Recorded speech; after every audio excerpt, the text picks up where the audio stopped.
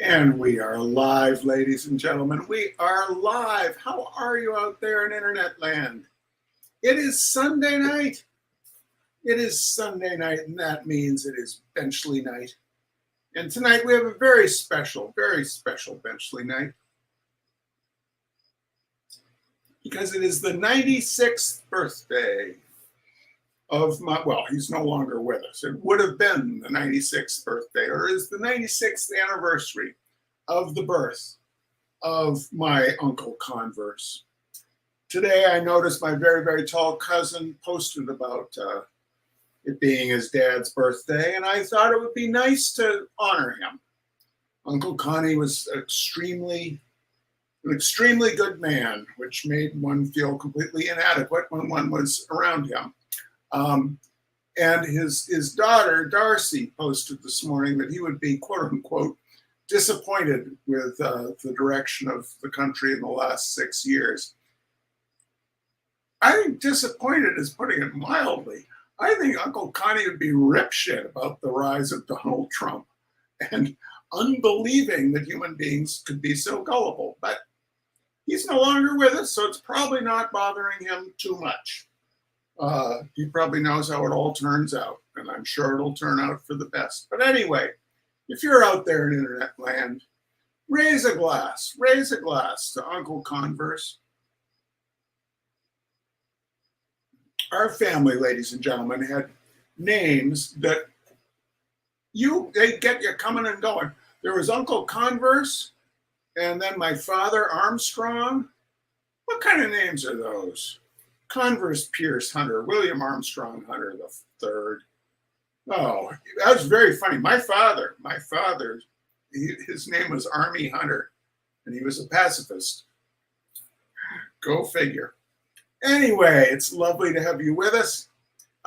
We've got a few folks watching. It's great to have you here. And Betty Sue is just back from the Philadelphia Folk Festival. She stopped and got Korean food for us in Albany, New York, which was delicious. And I am here to read a little Robert Benchley.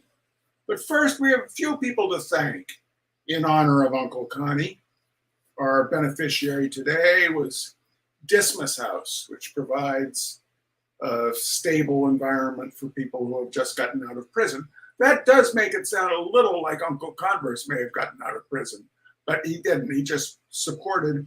Uncle Converse was a Presbyterian minister and was an actual Christian, as in doing things that Christ suggested we do, such as visiting people in prison, etc., etc.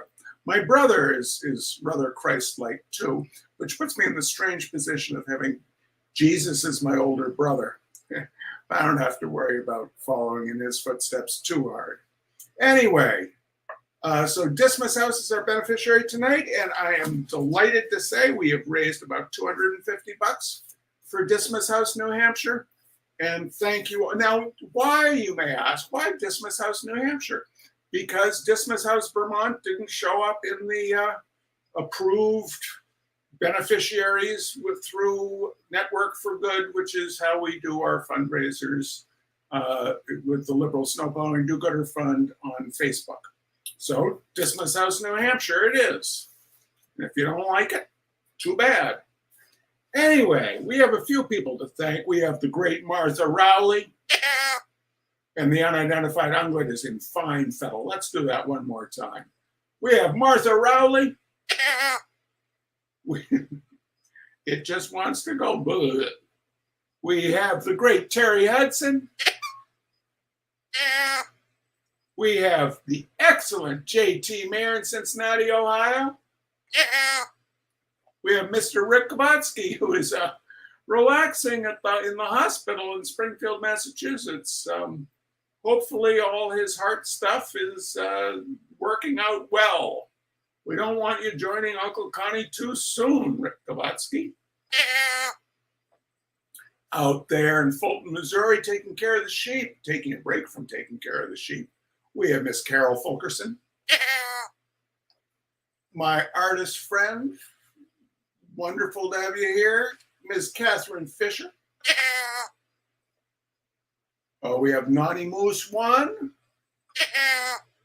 and we have Naughty Moose 2.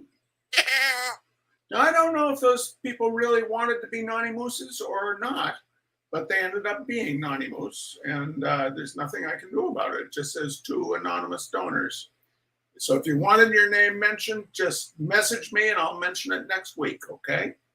And then lastly, back in Pittsburgh, Pennsylvania, with his little teeny tiny dog, Ginger, and his excellent wife, Elise, is my very, very, very tall cousin, whose father's birthday it is today, Mr. Nat Hunter.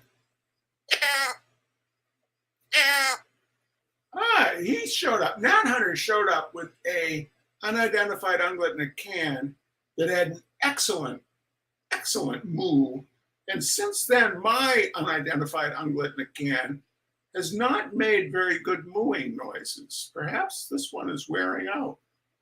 It's been like 2.5 years now. So anyway, tonight's reading, we've had this before, but pretty much a lot of Robert Benchleys we've had before. And now that I'm recording them and they're on YouTube for people to see anytime, this is the first time that we have done this particular Robert Benchley to record it. Throwing back the European offensive. This is probably the hardest time of the year for those of us who did not go to Europe this summer. It was bad enough when the others were packing and outlining their trips for you. It was pretty bad when the postcards from Lausanne and Venice began coming in. But now, with fall arriving, when the travelers are returning with their Marco Polo travelogues, now is when we must be brave and give a cheer in hopes of an early frost. There's several ways to combat this menace of returning travelers. The one that I have found most effective is based on the old football theory that a strong offense is the best defense.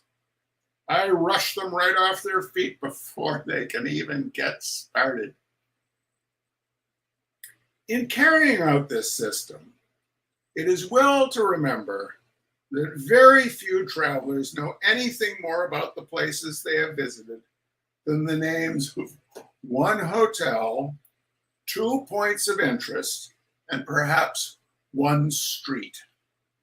You can bluff them into insensibility by making up a name and asking them if they saw that when they were in Florence. My whole strategy is based on my ability to make up names. You can do it too with practice. Thus, let us say I am confronted by Mrs. Realty, who has just returned from a frantic tour of Spain, southern France, and the Ritz Hotel Paris. You're inextricably cornered with her at a tea or a beer night or something. Following is a transcript of the conversation. Note the gathering power of my offense. Mrs. R. Well, we have just returned from Europe and everything seems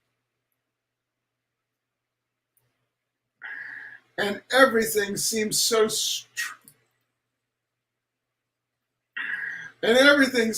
strange here. I simply can't get used to our money. Mr. B. I never see enough of it to get used to it myself. Just a pleasantry. Mrs. R. When we were in Madrid, I just gave up trying to figure out the Spanish money. You see, they have pesetas and Mr. B.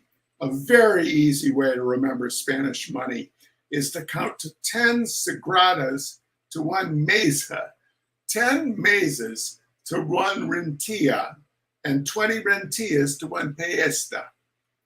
Mrs. R. Oh, you've been to Spain? Did you go to Toledo? Mr. B.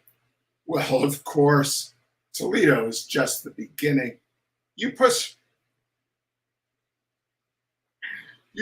on to Mastillejo, no? Mrs. R.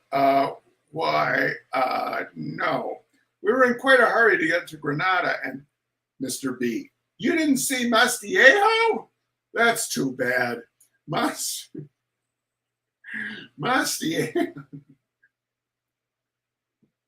Mastiejo is Toledo multiplied by 100. Such mountains, such coloring.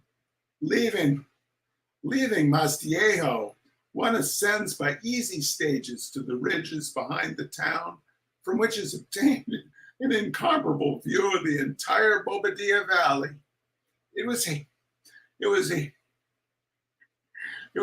in 1476 that the Moors, Mrs. R, the Moorish relics in Granada, Mr. B, the Moorish relics in Granada are like something you buy from Sears Roebuck compared to the remains in Tuna. You saw Tuna, of course. Mrs. R, well, no, lying her head off. We were going to go there, but Harry thought it would just be repeating what Mr. B. The biggest mistake of your life, Mrs. Realty. The biggest mistake of your life. Unless you have seen Tuna, you have not seen Spain. Mrs. R.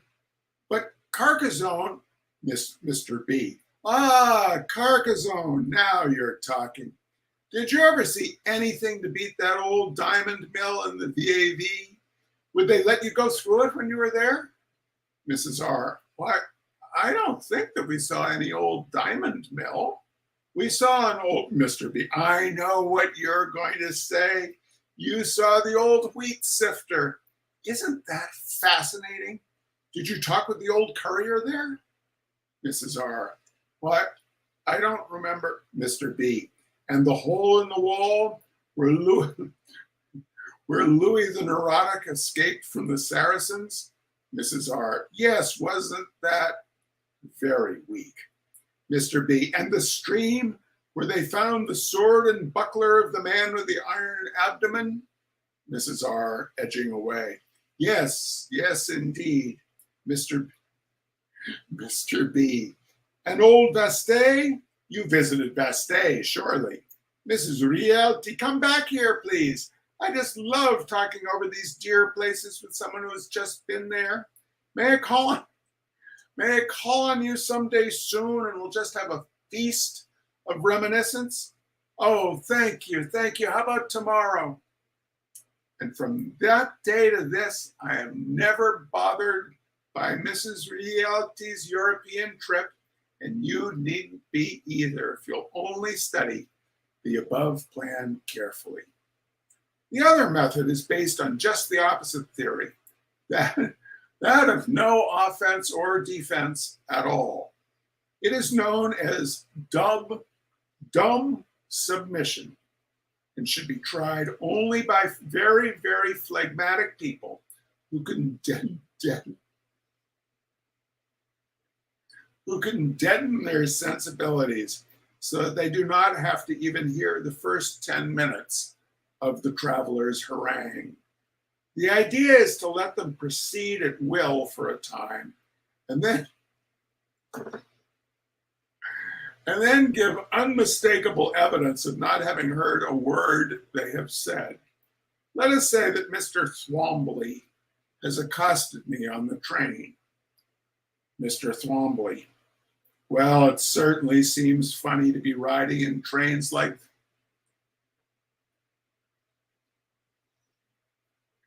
It certainly seems funny to be riding in trains like this again. We've been all summer in France, you know, and those French trains are all divided up into compartments. You get into a compartment, a compartiment, they call them, and there you are with 3 or 5 other people all cooped up together. On the way from Paris to Marseille, we had a funny experience. I was sitting next to a Frenchman who was getting off at Lyon. Lyon is about halfway between Paris and Marseille, and he was dozing when we got in. So I, Mr. B, did you get to Did you get to France at all while you were away? Mr. T, this was in France that I'm telling you about. On the way from Paris to Marseille, we got into a railway carriage. Mr. B, the railway carriages over there aren't like ours, are they? I've seen pictures of them. And they seem to be more like compartments of some sort. Mr. T, a little discouraged. That was a French railway carriage I was just describing to you. I sat next to a man. Mr. B, a Frenchman? Mr. T, yes, a Frenchman. That's the point. Mr. B, oh, I see. Mr. T, well, the Frenchman was asleep. And when I got in, I stumbled over his feet. So he woke up and said something in French, which I couldn't understand, and I excused myself in English, which he couldn't understand. But I saw by his ticket that he was going only as far as Lyon. Mr. B, oh, you were across the border into France then? Mr. T, giving the whole thing up is a bad job. Yes, and what did you do this summer? Whichever way you pick to defend yourself against the assaults of people who want to tell you about Europe, don't forget that it was I who told you how. I'm going to Europe myself next year, and if you try to pull either of these systems on me when I get back, I will recognize them at once, and it will just go all the harder for you. But, of course, I will have something to tell you that will be worth hearing. All right, ladies and gentlemen, all right, that's it for this week's Benchley Night. Thank you for joining us. We'll be here next Sunday, and I hope you will be too. But we have another 15 minutes of great American humor. You take good care. Wear your mask, because it's not over till it's over. We'll see you soon. Bye-bye.